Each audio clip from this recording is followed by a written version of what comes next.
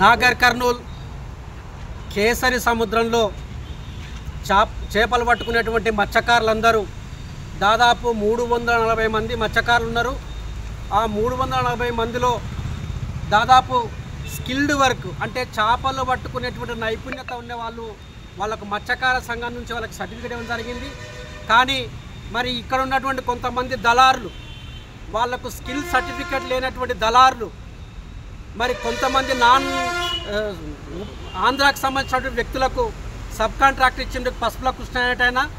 మరి మేము అంటున్నాం బహుజన్ సమాజ్ పార్టీ నాగర్ కర్నూల్ తరఫున ఎవరైతే మత్స్యకారులు ఉన్నారో, ఎవరైతే సభ్యత్వం ఉందో, ఎవరికైతే మత్స్యకార సంఘం స్కిల్డ్ లేబర్ అంటే చేపలు పట్టడానికి నైపుణ్యత ఉందో వాళ్లకు మరి పట్టుకునే అవకాశం ఇవ్వండి. ఎందుకంటే ఆ చేపలు పట్టుకోవడమే వాళ్ళకి ఆధారం. ఆ చేపలు పట్టుకోవడం ద్వారా వాళ్ళ కుటుంబాలను వెళ్లదీసుకుంటారు. కానీ నాగర్ కర్నూల్లో కొంతమంది దళారులు వాళ్లకు మద్దతు పలుకుతున్నటువంటి కొన్ని రాజకీయ పార్టీలు, బహుజన్ సమాజ్ పార్టీ తప్ప కొన్ని రాజకీయ పార్టీలు మరి ఆ యొక్క సబ్ కాంట్రాక్ట్ పే మీద వాళ్ళకి ఇస్తున్నారు. దీని మీద ఇక్కడ ఉన్నటువంటి మత్స్యకారులు కొందరు హైకోర్టుకు వెళ్ళడం జరిగింది. హైకోర్టులో కూడా సబ్ కాంట్రాక్ట్ అనేది తీసివేయాలని క్లియర్ గైడ్లైన్స్ ఉంది. ఆమె రిట్ పిటిషన్ 16138/2025లో రిట్ పిటిషన్ కూడా అలోడ్ అయ్యి సబ్ కాంట్రాక్ట్ వ్యవస్థను తీసేయమని చెప్పిండ్రు. కానీ ఇప్పటికీ ఇక్కడ ఉన్నటువంటి జిల్లా యంత్రాంగంలో ఉన్నటువంటి ప్రధానంగా పోలీస్ యంత్రాంగం, ప్రొటెక్షన్ కల్పించినట్టు పోలీస్ యంత్రాంగం స్కిల్డ్ లేబర్కి ఇవ్వాల్సినటువంటి వాళ్ళకైతే సెక్యూరిటీని వాళ్ళకి ఇవ్వకుండా ఎవరైతే అన్స్కిల్డ్ లేబర్ ఉందో, కాంట్రాక్ట్ లేబర్ ఉందో ఆ పసుపుల కృష్ణకు మద్దతు పలుకుతూ వాడు రాత్రికి రాత్రే కరెంటు పెట్టి 30 కిలోలు 40 కిలో చేపలు తీసుకుపోయి రాత్రికి రాత్రే పట్టుకొని హైదరాబాద్కు పోయి అమ్ముతున్నాడు. ఇక్కడ ఉన్నటువంటి ఆ చెరువును నమ్ముకున్నటువంటి ముదిరాజులు మత్స్యకారులంతా మోసపోతున్నారు. కాబట్టి ఇప్పటికైనా జిల్లా యంత్రాంగము, రక్షణ శాఖ అధికారులు ఈ యొక్క స్టేట్మెంట్ ద్వారా, ఈ న్యూస్ ద్వారా తప్పకుండా స్పందించాలి. లేకపోతే బహుజన్ సమాజ్ పార్టీ ఆధ్వర్యంలో జిల్లా వ్యాప్తంగా నిరసన వ్యక్తం చేసి గవర్నమెంట్ మీద తిరుగుబాటు చేస్తామని మరి నాగర్ కర్నూల్ వేదికగా బహుజన్ సమాజ్ పార్టీ డిమాండ్ చేస్తున్నది. దాదాపుగా నాగర్ కర్నూల్ జిల్లా కేంద్రంలో కేసరి సముద్రంలో ముదిరాజులు మత్స్యకారులు వాళ్ళు జీవనోపాధం కోసం దాదాపుగా వాళ్ళు ఎన్నో సంవత్సరాల తాతల నుంచి తండ్రుల వరకు తర్వాత పిల్లల వరకు ఇప్పటికి కూడా ఈ కేసరి సముద్రం ఆన్పెట్టుకొని వారు జీవనోపాధం సాగిస్తూ వారి కుటుంబాలను వెలగడుతున్నారు. కానీ ఈరోజు ఆంధ్ర పాలకులు కాంట్రాక్టర్లు వచ్చి నాగర్ కర్నూల్ జిల్లా కేంద్రంలో చెరువులో చేపలు పట్టి వారు వ్యాపారం చేసుకుంటూ ఎక్కువ మొత్తంగా కష్టపడేటోళ్ళనే వీరినే మళ్ళీ లేబర్గా పెట్టుకోవడానికే అవకాశం ఇస్తూ అంటారు. యాక్చువల్గా ఈ నాగర్ కర్నూల్ కేసరి సముద్రానికి మత్స్యకారులు లోకలు, వీళ్ళు నాగర్ కర్నూల్కి సంబంధించిన వ్యక్తులు, వీళ్ళు ఓనర్లు ఆ చెరువుకు సంబంధించిన. కానీ ఈరోజు ఆంధ్ర కాంట్రాక్టర్లు ఇందులో ఉన్న మత్స్యకార సంఘానికి సంబంధించిన ప్రెసిడెంట్ కానీ వైస్ ప్రెసిడెంట్ కానీ వాళ్ళ బాడీ కానీ వాళ్ళు థర్డ్ పార్టీ కాంట్రాక్టర్ అమ్ముకొని వీళ్ళ పొట్టగొడుతున్నారు. కాబట్టి దీనికి అధికారులు అఫీషియల్గా ఇచ్చినా కూడా వాళ్ళకే ప్రోత్సహిస్తున్నారు. ఎవరంటే పోలీస్ డిపార్ట్మెంట్ కానీ అదేవిధంగా పొలిటికల్ రాజకీయం చేసి ఓన్లీ డబ్బున్న వాళ్ళకి మాత్రమే చేస్తారు.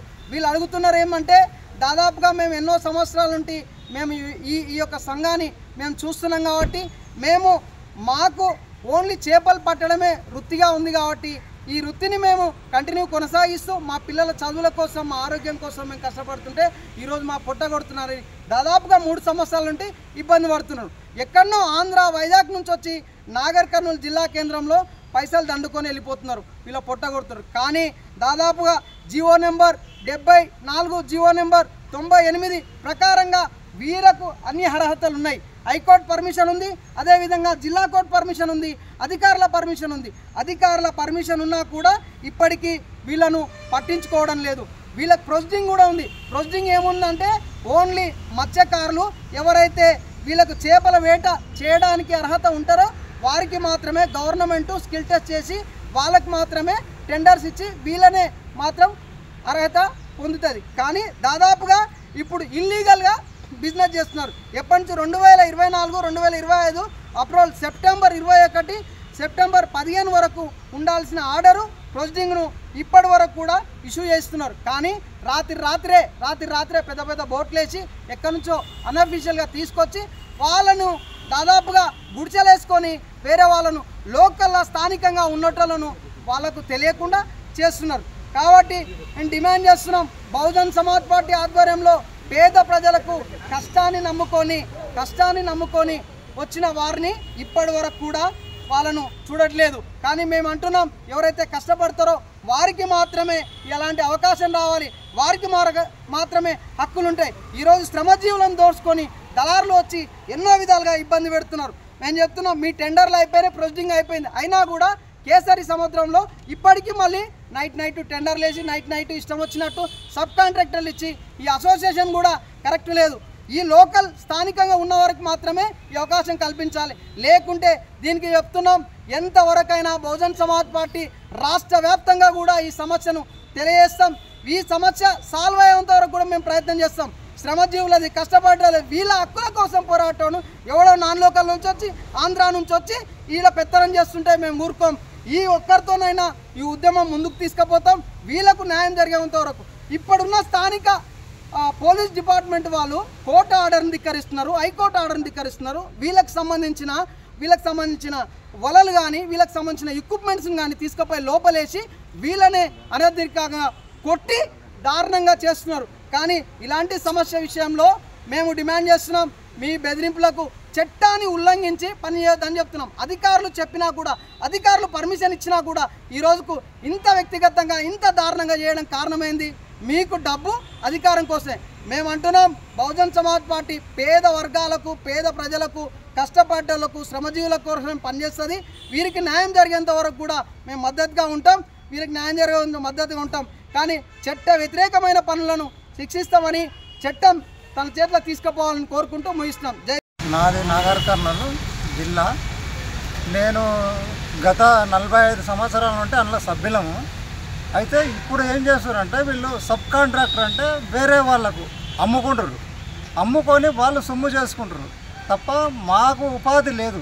ఉపాధి లేక మేము మా బతుకులు అసలు రోడ్డు మీద పడ్డాయి. అసలు మేము చెర్లకు పోతే మేమే దొంగలం అని చెప్పి మా వలలు, బెండ్లు అన్నీ తీసుకుపోయి పోలీస్ స్టేషన్లో అప్పచెప్పి ఇంతవరకు ఇవ్వలే సార్. కానీ మా కష్టాలు పెడుతుర్రు, మాకు బతికెట్లా, మేము ఏం దీన్ని బతకాలి సార్? సంవత్సరం నుంచి మేము ఎట్లా బతకాలి? మాకు అది పోతే అందులో పోతేనే మాకు ఏదైనా బతుకుతారు సార్. అందుకొరకు మిమ్మల్ని కూడా మేము వేడుకుంటున్నాము, దయచేసి మాకు న్యాయం జరగాలని చెప్పి మిమ్మల్ని కోరుకుంటున్నాం సార్.